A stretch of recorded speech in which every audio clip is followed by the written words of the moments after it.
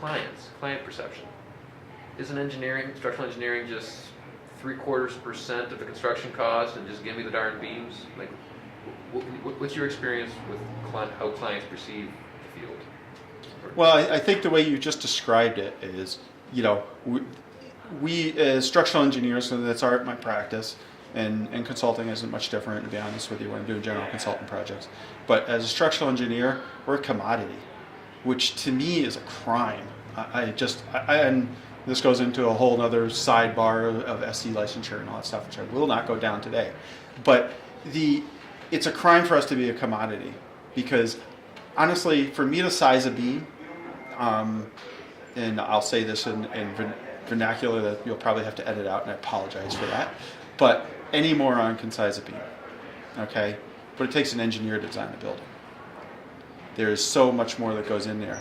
And one of the things, and I'm going to build some of this off of what my company's vision is, my company's mission statement is. We, as a thing, and this is part of my interview process and part of our continuing discussions in the company, is we represent this little, very important portion of a project, okay?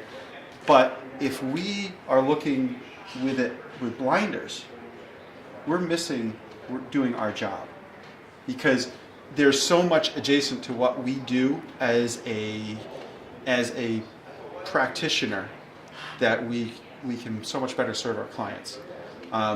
If I'm designing a steel structure and I put my braces in, and this is, I think every structural engineer has done this, you put your bracing in, and then you send it over to your architect, and they send it back and say, hallelujah, looks great, go ahead. And then usually you get about a week from completion, and they're like, we never realized that brace was through the middle of our window. You got a little problem you got to deal with. Well, that is the blinder approach to a project. I approach my projects completely different, is that we're there to give our clients the clearest, most concise answer to their problem. We're not always the right answer for a project, because just because you think you need a structural engineer, sometimes that's not who you need. Sometimes you need, all you need is a mason, to come out there, because it's really a non-problem. It's one of those things you just got to look beyond our isolated scope. So what I train my guys to do, and the way I practice, is that I'm looking at structure. I'm hired to do my structure.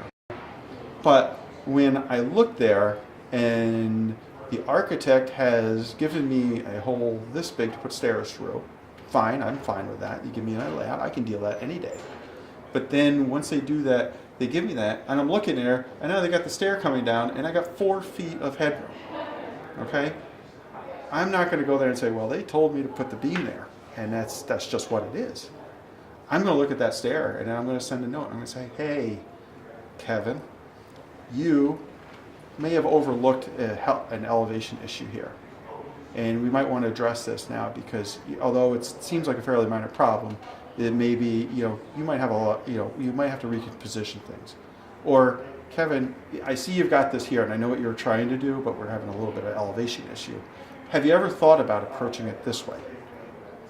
Because once you change that tone to, CYA, cover your ass for those who don't recognize that vernacular, and you look at, we are doing the best job we can for our client, then you're doing what this profession is meant to do.